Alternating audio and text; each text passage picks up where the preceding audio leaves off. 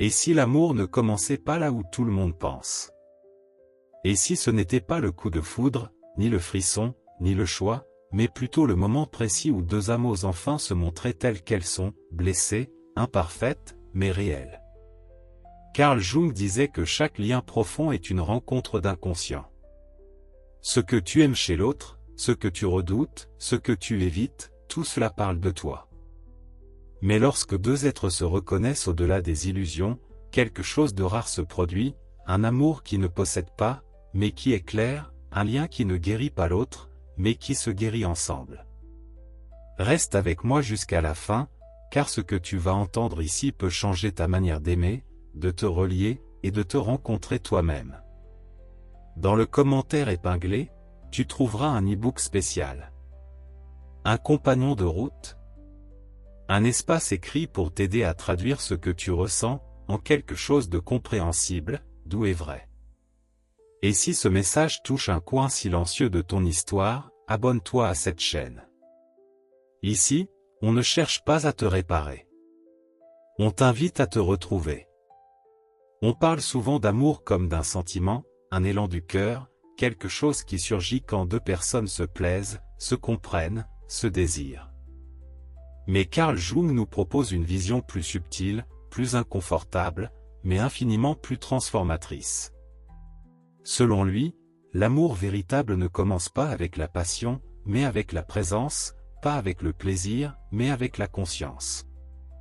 Ce n'est pas quand deux êtres s'attirent que la magie commence, c'est lorsqu'ils osent rester quand l'autre se montre fragile, rester quand les blessures refont surface, rester quand l'amour devient miroir, révélateur, épreuve. L'intimité, dans cette perspective, n'est pas une fusion, c'est un laboratoire vivant. Un espace où les ombres se rencontrent, où les projections s'effondrent, où chacun apprend à ne plus fuir ni soi-même, ni l'autre.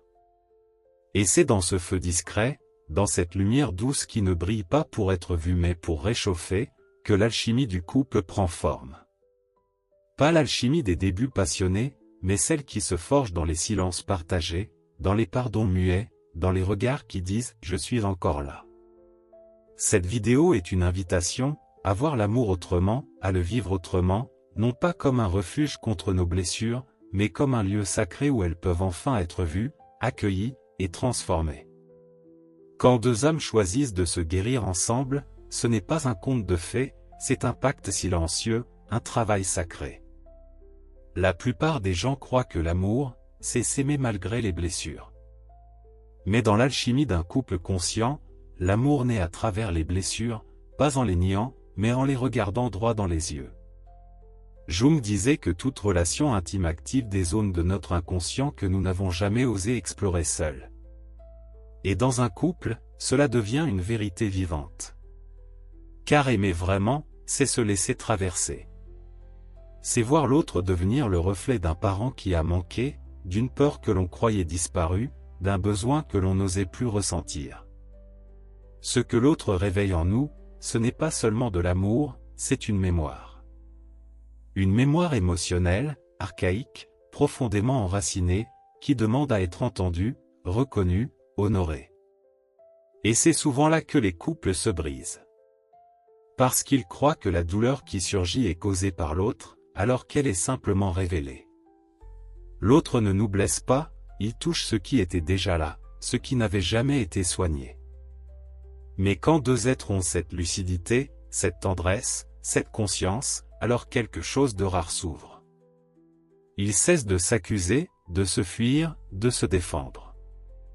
Ils apprennent à se dire « je vois que tu souffres, et je choisis de rester ». Cette présence-là, transforme tout. Parce que dans un monde où l'on quitte au moindre inconfort, rester devient une révolution. Et ce « rester » n'est pas une soumission, ce n'est pas une stagnation, c'est un engagement actif envers la vérité. C'est dire « je choisis de me voir à travers toi, même si cela me dérange, même si cela me bouleverse ». Dans un couple alchimique, l'amour ne cherche pas à combler un vide. Il ne dit pas « remplis-moi ». Il dit « marchons ensemble, vers ce que nous n'avons jamais osé devenir seuls ». Et c'est dans cette marche, que l'amour devient lumière. Pas une lumière aveuglante, mais une lumière douce, stable, enracinée. Une lumière qui éclaire les recoins oubliés, qui rend visible ce qui était caché, qui réchauffe les parties froides de l'âme. Cette lumière ne se mesure pas en intensité, mais en vérité. Ce n'est pas un amour qui crie, qui exige, qui prend. C'est un amour qui soutient. Qui regarde l'autre tomber, sans juger. Qui tend la main, sans diriger. Qui reconnaît que l'autre n'est pas là pour combler, mais pour révéler. Et c'est précisément parce que cet amour ne cherche pas à réparer, qu'il guérit. Parce qu'il ne s'impose pas, il offre un espace. Parce qu'il ne contrôle pas, il permet. Dans cet espace, les blessures anciennes trouvent une voie, une forme, un accueil. Et elles cessent peu à peu de crier. Car ce que la douleur réclame, ce n'est pas qu'on la fasse disparaître, c'est qu'on l'écoute. Qu'on lui permette d'exister sans honte, sans devoir être caché. Dans un couple conscient, chacun devient le témoin sacré de l'histoire de l'autre. Pas pour la corriger, mais pour l'honorer. Et cela change tout. Jung disait que le soi se révèle dans la relation, que c'est à travers le lien que l'on rencontre les parts de nous que l'on avait exilées. Et c'est pourquoi les couples qui traversent ensemble les tempêtes émotionnelles, sans fuir, finissent par devenir plus vrais. Plus entiers. Pas parfaits. Mais profonds. Ils ne jouent plus de rôle. Ils ne séduisent plus par peur d'être rejetés. Ils osent être. Et dans cet être, l'amour cesse d'être une performance, pour devenir une transformation. Ceux qui ont déjà aimé avec conscience savent, qu'il y a un moment, dans chaque relation vraie, où l'illusion tombe. Ce n'est plus la version idéalisée de l'autre que l'on voit, mais sa vérité nue. Sa fatigue. Ses mécanismes. Ses peurs. Et c'est à ce moment que beaucoup prennent peur. Car aimer l'autre pour ce qu'il est, et non pour ce qu'il projette, demande de l'ancrage. Et surtout, du courage. Jung disait que chaque lien intime est aussi un lien avec l'ombre. Pas celle que l'on fuit, mais celle que l'on finit par rencontrer, dans les gestes de l'autre, dans ses silences, dans ses colères. Et alors, ce n'est plus un jeu de séduction. C'est une rencontre d'âme. Deux inconscients qui se touchent, parfois avec tendresse, parfois avec fracas. Mais ceux qui comprennent cela ne fuient pas. Ils respirent. Ils prennent un pas de recul, non pas pour partir, mais pour mieux revenir. Ils voient que la réaction de l'autre n'est pas une attaque, mais une mémoire. Une cicatrice qui se défend. Une douleur qui cherche une voie. Et au lieu de répondre par la fermeture, ils choisissent l'ouverture. Ils choisissent de dire « Je te vois ». Même quand tu ne te montres pas sous ton meilleur jour. Et ce regard, cet accueil, devient un baume. Pas magique. Mais vrai. Et profondément réparateur. Parce que dans ces moments-là, l'amour devient un espace thérapeutique, un terrain d'intégration. Pas un lieu où l'on exige que l'autre change. Mais un espace où il est possible de se transformer, naturellement. Lentement. Avec soutien. Et respect. Car ce n'est pas l'amour qui guérit, c'est ce que l'amour permet. Ce qu'il autorise. Ce qu'il soutient. Et dans un couple alchimique, ce soutien est constant. Pas toujours visible. Mais toujours ressenti. C'est la main qui ne lâche pas. Le silence qui ne juge pas. Le regard qui reste doux même quand les mots se perdent. Et parfois, ce soutien ne dit rien. Il est juste là. Il respire avec l'autre. Il se tient, même tremblant. Il reste, même incertain. Et c'est ce « rester », encore une fois, qui fait toute la différence. Car le véritable amour ne réside pas dans la perfection, mais dans la présence. Il ne dit pas « je serai là tant que tu es facile à aimer », mais « je suis là, même quand tu doutes, même quand tu tombes ». Et c'est là que naît la véritable intimité. Pas dans les grandes déclarations, mais dans la sécurité émotionnelle. Dans le droit d'être. D'avoir peur. De ne pas savoir.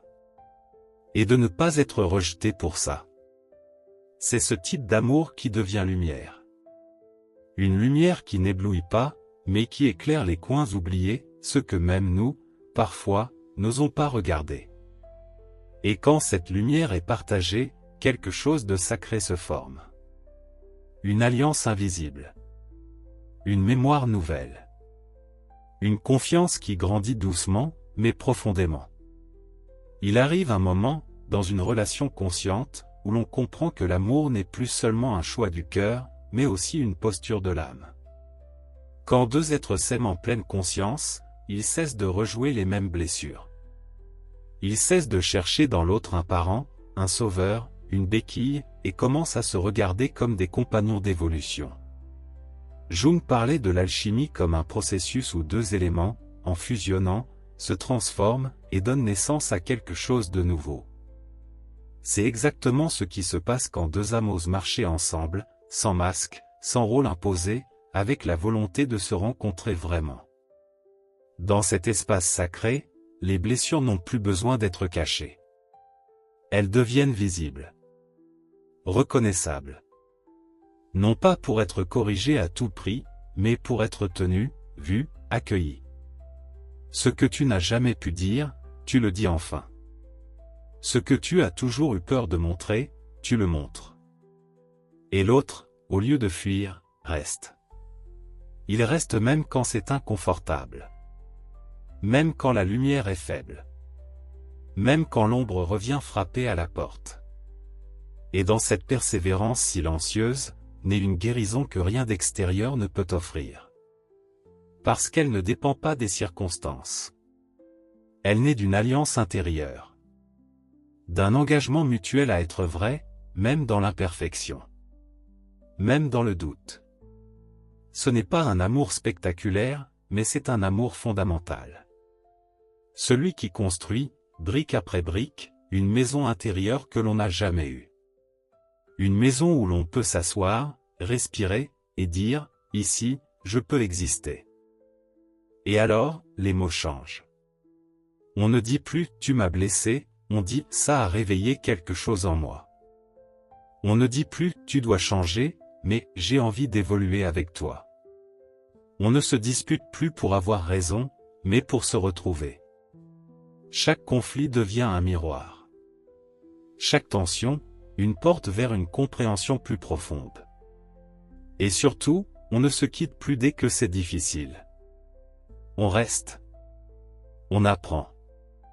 On recommence. Ensemble. Ce type d'amour est rare, car il exige une responsabilité nouvelle, celle de ne plus projeter sur l'autre ce qu'on refuse de voir en soi. C'est un amour qui ne cherche pas à consommer, mais à transmuter. Et cette transmutation ne guérit pas que les individus, elle guérit les lignées. Car lorsque deux personnes choisissent de guérir ensemble, elles arrêtent de transmettre les blessures qu'elles ont héritées. Elles deviennent des gardiens. Des coupeurs de chaînes. Des porteurs de paix. Jung disait que ce que nous ne rendons pas conscient se répète comme un destin. Dans un couple conscient, cette répétition devient une invitation à changer de trajectoire. À créer une nouvelle histoire, ensemble. Une histoire où l'on ne se rejette pas, mais où l'on se retrouve. Une histoire où l'on ne se corrige pas, mais où l'on s'apprend. Où l'on ne se complète pas, mais où l'on se révèle. Et à travers cette révélation, quelque chose d'ancien se répare.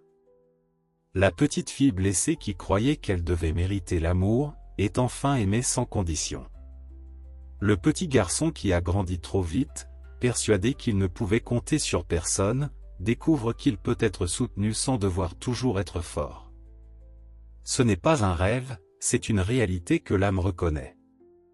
Une mémoire nouvelle qui se forme. Un code émotionnel réécrit à deux, et transmis ensuite à ceux qui viendront après. Car oui, les couples conscients laissent une empreinte. Non seulement dans leur vie, mais dans l'inconscient collectif. Il prouve que l'amour ne doit pas être une répétition de douleur, mais peut devenir une source d'expansion, de régénération, de clarté. Ils ne se contentent pas de survivre ensemble, ils choisissent de s'élever ensemble. Et quand cela se produit, l'amour devient une lumière qui ne dépend plus du regard de l'autre. C'est une lumière intérieure, qui éclaire à travers les gestes simples. Dans la manière de s'excuser sans se rabaisser. Dans l'art d'écouter sans interrompre. Dans le courage de dire « je t'aime » même les jours où tout vacille. Car cet amour ne cherche pas à prouver, mais à être. Il ne cherche pas à conquérir, mais à coexister. Il ne veut pas briller, il veut rester. C'est une forme d'amour qui ne fait pas de bruit, mais qui change tout. Parce qu'il guérit ce que personne ne voit. Et parce qu'il rend chaque être plus libre, plus vrai, plus entier. À la fin de tout ce chemin, on comprend une chose simple, mais bouleversante, l'amour n'est pas ce que l'on croyait. Ce n'est pas ce feu brûlant du début, ni cette passion qui consume tout sur son passage, c'est une lumière douce, constante, une lumière qui reste quand tout vacille. Quand deux âmes choisissent de se guérir ensemble, elles ne cherchent pas à réparer l'autre, mais à l'aimer dans sa totalité, même dans ce qui tremble encore. Elles ne se promettent pas la perfection, elles s'engagent à être vraies, et à avancer, un pas après l'autre, même quand c'est flou. Un amour alchimique ne fait pas grand bruit, mais il laisse des traces éternelles. Il reprogramme ce que les anciens liens ont brisé. Il réécrit les dialogues intérieurs de celui qui croyait ne jamais être assez. Il restaure des mémoires, pacifie des silences, donne un nom à ce qui n'avait jamais été compris. Et parfois, juste dans un regard, un souffle partagé, une main tendue au bon moment, il transforme toute une vie. Ce n'est pas de la magie. C'est du courage. Le courage d'aimer même quand c'est difficile. De rester quand tout en vous veut fuir. De dire « je t'ai blessé » sans se justifier. De choisir encore, même après l'erreur. C'est là que réside le miracle, dans la vérité répétée. Dans la douceur offerte sans mérite. Dans la lumière qui continue de circuler, même quand le jour semble long. Et si tu es resté jusqu'ici, c'est que ton âme reconnaît ce chemin. Peut-être l'as-tu déjà parcouru. Peut-être l'attends-tu encore. Mais une chose est certaine, tu es prêt à aimer différemment. À aimer en conscience. Et c'est déjà une révolution silencieuse. Dans le commentaire épinglé, tu trouveras un e-book spécial. Pas une solution miracle. Mais un compagnon de route. Un espace écrit pour t'aider à traduire ce que tu ressens, en quelque chose de doux, de lucide, de vrai. Et si ce message a touché un endroit discret de ton histoire, abonne-toi à cette chaîne. Car ici, on ne parle pas d'amour parfait. On parle d'amour guérisseur. D'amour qui transforme, en silence.